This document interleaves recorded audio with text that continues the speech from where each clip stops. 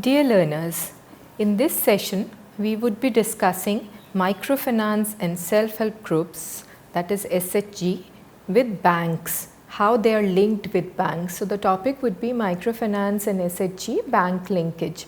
Now we have already studied about the SHGs. I would like you to note here is that for self-help groups I would be using the acronym SHGs so that it's easier for you to understand.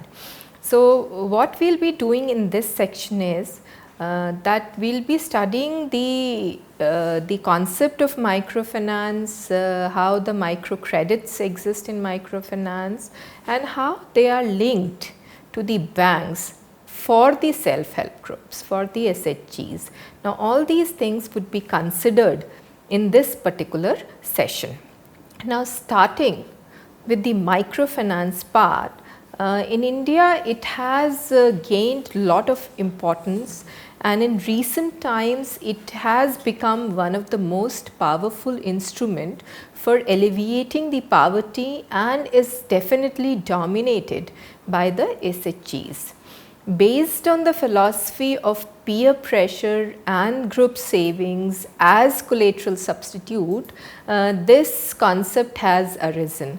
The SHG program has been quite successful in meeting specific needs of the rural poor, and it has also helped in strengthening the collective self-help capacities of the poor at the local level, and which has of course led to the empowerment of the people, of the rural masses, and specifically in this case it is especially the women.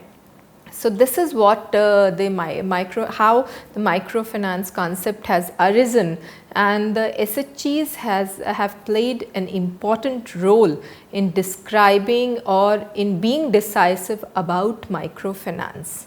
Now, what is microfinance? Now, we already know that if we talk about the word micro, there are two kinds of word, micro and macro. So, in the simplest form, micro means small, very narrow aspects, and macro means a broader aspect. And when we talk about the finance, it is always related to the money, it is always related to the capital, it is always related to the economy. So, in microfinance is like small parts of money is involved in microfinance. So, if it is macrofinance, it is large parts of money. So, in this case we would be doing the microfinance part.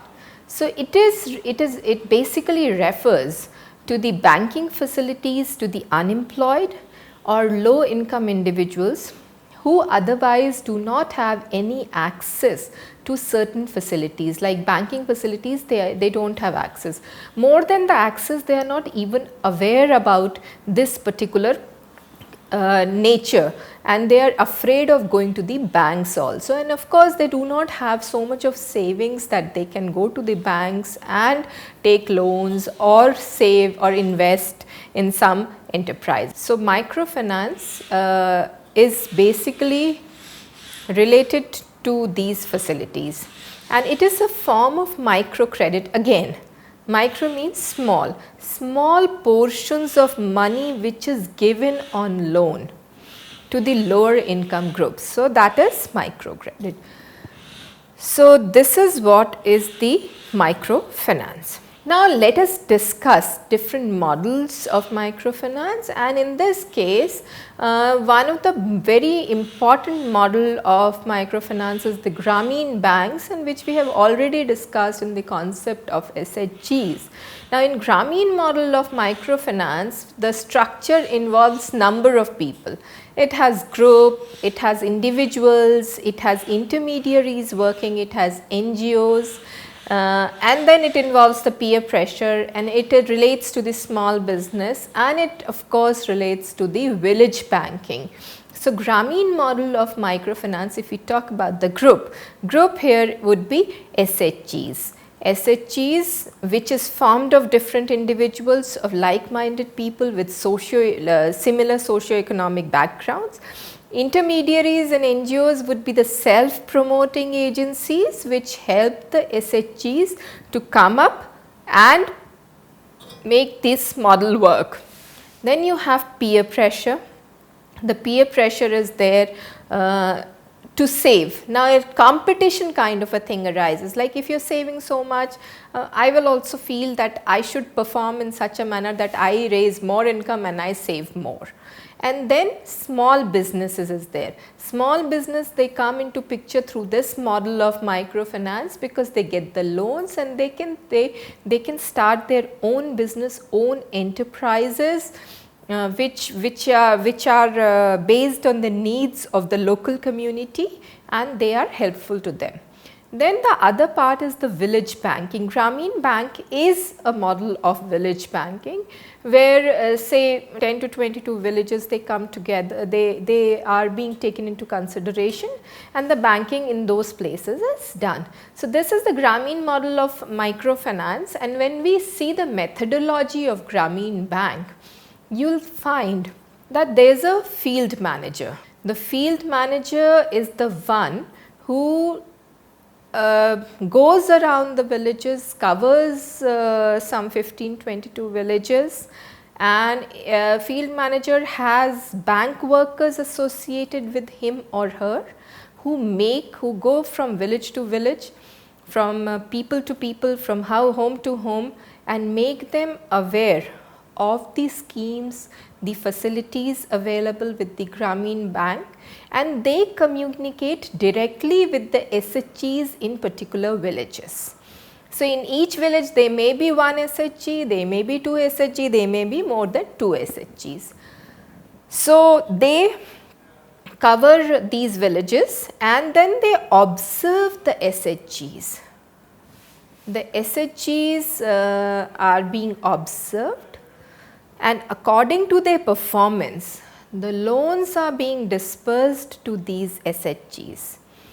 First to borrowers of the loans, if they are able to repay the principal amount of the loan, the SHG becomes eligible for the loans. So, these groups, they become eligible for loans based on these aspects. So, that is why it is important for the Grameen Bank to observe the SHGs and their performance, then only they get the loan. So, we had already discussed that usually it takes 6 months for an SHG to go for a SHG to go for the loans, and almost a year for the SHG to stabilize. So, this is one of the reasons for the SHGs being observed for 6 months. Now, let us discuss another concept of microfinance, which is known as microcredit. Microcredit involves giving very small loans to the very poor who cannot meet the basic qualifications to gain access to the traditional credits like the large loans. And the loans usually are under rupee 1000. They are given to establish or expand or a small self-sustaining business. For example, the people who are working in the skilled areas, these things usually 1000 is, it can be increased. It depends on the capacity of the person to repay the loan, because that has to be assessed. Now, in this case, if they are not able to repay certain loans, then in that case that may be the loans are not being dispersed, but they are being helped to improve their living condition, and this is where the self-help groups, the SHGs, they come into picture, because then they inculcate the habit of saving. So, if they save more, they get the loan accordingly.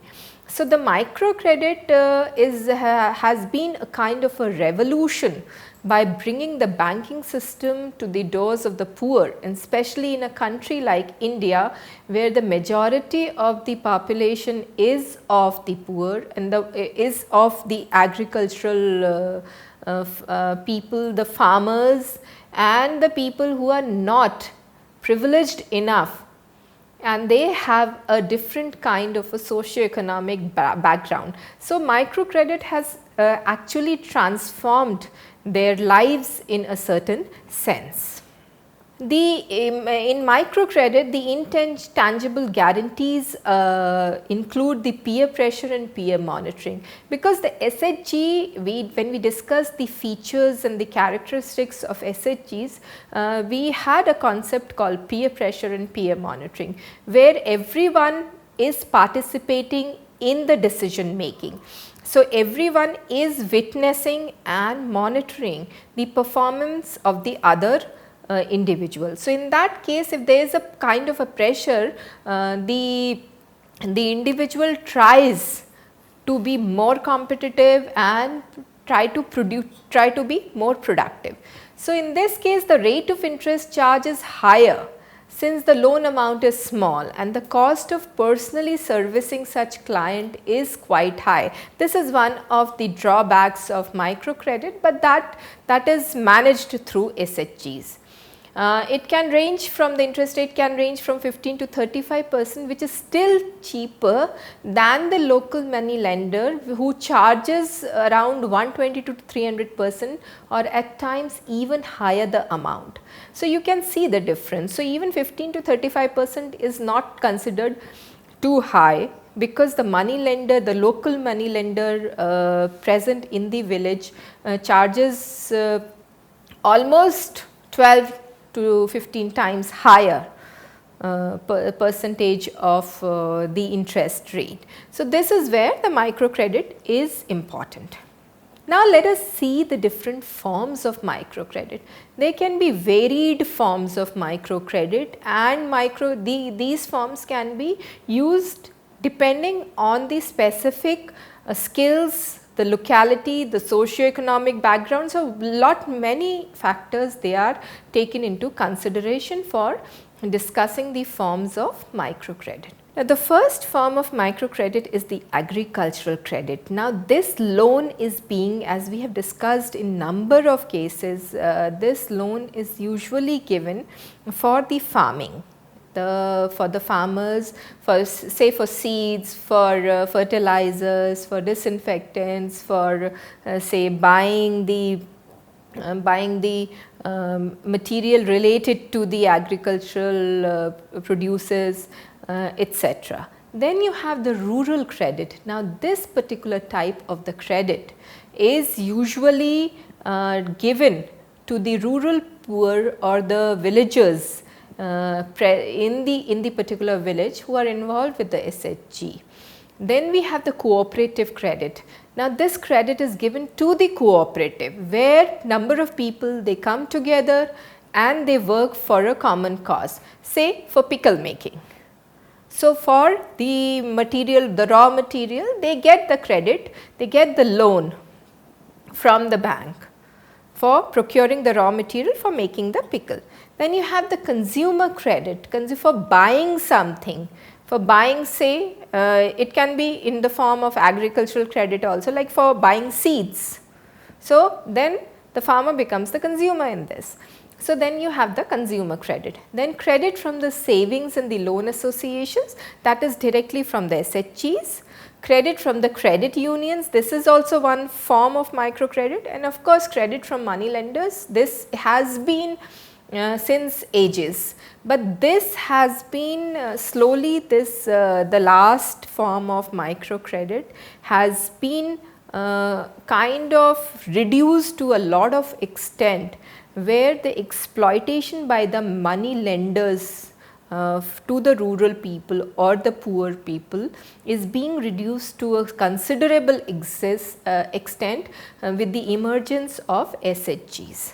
Now, let us discuss 3 C's of credit, and this is very important aspect for understanding the concept of microcredit. And these particular C's, they actually decide whether the individual or the group is eligible for the loan or not. Now, these C's, they include the character, the capacity and the capital. The character, it means the past of the individuals, past debt obligations of the individuals, they are being studied, they are being analyzed, the history, the credit history and the personal background of the individual. how honest the individual is, how reliable the individual is, whether the money which he or she borrows can be repaid or not. Now, in this case, one example I would like to give you here is that if the character of the person is not reliable, for example, somebody who is into alcoholism, in that case the person is not the history of the person is not good enough, and the personal background is not good enough, so that because he or she is not reliable enough to repay the credits, repay the debts.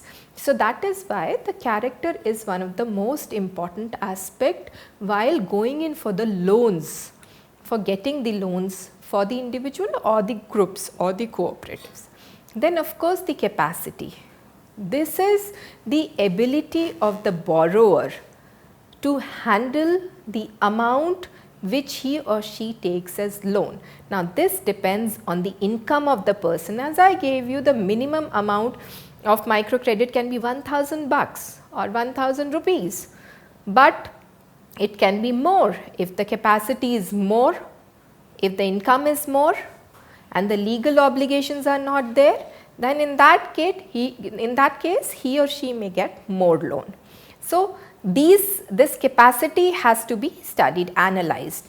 Then the last part is the capital. It is the available assets with the borrower, like land. It may be 1 acre, 2 acre, 3 acres, whatever it is. The savings through SHG or individual savings, and some kind of investment where he or she has used it to repay the debt if the income is unavailable. So, in this case, you will, if you see the character, the capacity, the capital, these 3 C's, they are all included in the SHGs. So, when SHG is formed, when we have discussed the formation of SHG, and we have seen that when these things, these characteristics, they in the individuals is seen for the SHG to form. So, that is why the C's of credit is important. Now, let us see the features of microcredit. When we talk about the features of microcredit, it includes the loans under microfinance programs, which are very, very small. Microfinance targets the rural and urban households. Of course, urban households where the migrant workers they work. Urban households in the sense is the poor people who are working in the urban areas. Then the credit under microfinance follows the thrift that mobilizes savings and lends the same. It has very low transaction cost, the transparency in operation is there, shorter repayment period is there, and it has a liberal procedure for processing and delivery of credit, and there is no collateral security involved while giving loans. Need based loans are disbursed. If you need it, you get it. If you do not need it, you do not get it. Simple. Prompt repayment, and also there is no ceiling from the Reserve Bank of India with respect to the minimum and maximum amounts. So, these are one of the few of the features. Now, we will discuss the linkage part. How can SHGs they avail microfinance? So, microfinance can be availed by the SHG members in the following ways: through savings, through internal credit, and through bank loans. So, savings members need to save the money on regular basis, and that is the mandatory requirement. Internal credit members can take loan from groups collected fund through the savings of the groups. And of course, SHG members can always avail bank loans. They can directly go to the banks and take the bank loans. Now, we will discuss the bank linkage part with the self-help groups, and in self-help groups or the SHG bank linkage, the microcredit is one of the important aspects in the linkage.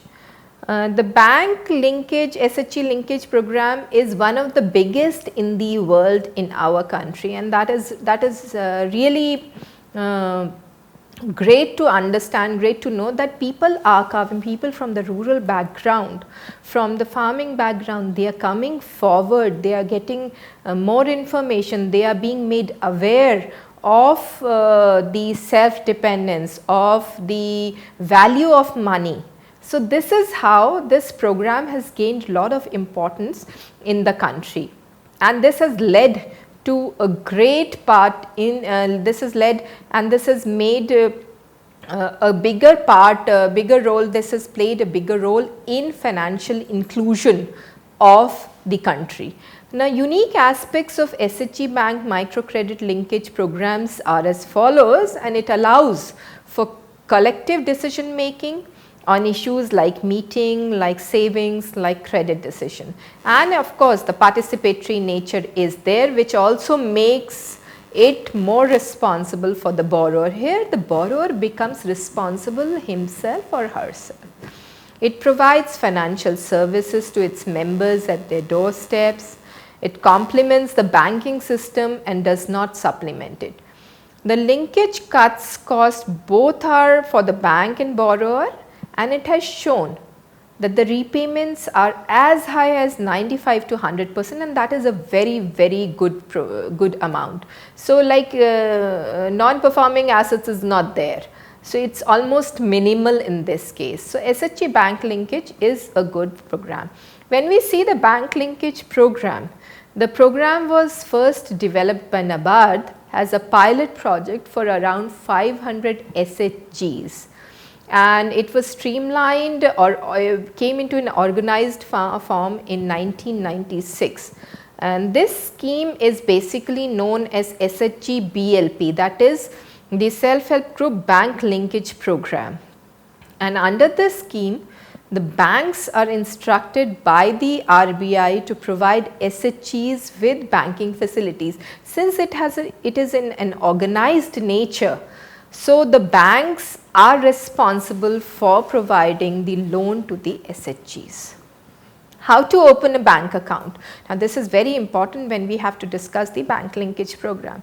Reserve Bank of India has instructed all commercial banks and regional rural banks to open the savings account of registered and unregistered SHGs. Apart from the SHGs, it has also directed the individual savings account to be opened, which is a part of financial inclusion. Bank accounts usually are in the name of SHGs and not on any individual's name. If it is the individual bank account, that individual bank account is quite personal. It is not at all related to the SHG. SHGs, they have to pass a resolution in the group meeting for opening a bank account. Now, the decision has to be taken in the group, not outside the group, and the resolution has to be signed by all the members.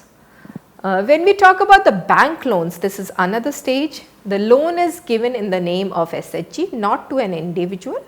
The loan can be 1 to 4 times the amount of group's saving. Now, if suppose there are 10 members and they are saving 1000 rupees each, so that means 10,000 per month is being saved, and within 6 months that becomes 60,000. So, in that case, that it is like it may be say 60,000, or it may be more than it may be 24,000. So, it is like 1 to 4 times the amount of the group saving. The savings of the bank account, it includes amount in bank in cash with authorized person. The credit is given to the members. Interest is received on the internal credit through grants and donations. In this case, the collateral is not necessary. Now, documentation for bank loan. The following documents are required for making the documentations because the documentation is very important part for the bank loans, because how will the bank know that somebody has taken the loan or some group has taken the loan. So, there is a kind of an agreement by the members with the bank authorizing a minimum of 3 members to operate the group's account with the bank. Application specifying the details of the purposes for which the SHG gives loan to its members. Articles of agreement, which is a duly stamped legal document between the bank and the SHG, is done, wherein both the parties they agree to follow certain terms and conditions of the loan. Now, if we see this table, you will see the highlights of SHG bank linkage program, where you will find that till 30th June 2019, total number of SHGs saving linked with banks was around, the physical number was 100.18 lakhs, and the financials were around, if you talk in INRs, it was 23,372.50 crores. Total number of SHGs credit linked during the year 2019-20 up to 30 June 2019 was 7.9 lakhs SHGs were linked, and it was around, the financials were around 10,137.61 crores, and total number of SHGs having loans outstanding as on 30th June 2019 was 49.45 in physicals, and financials were 87,243.83. So, average loan amount outstanding per SHG as on 30th June 2019 was 1,76,401 crore 444.25 crores. So, these are the data. Now, if we summarize, we can see, if you just go back, we have studied that what is microfinance, what is microcredit, and how the SHGs are linked with the banks through microfinance, and how does it help the people in the rural areas. Thank you so much.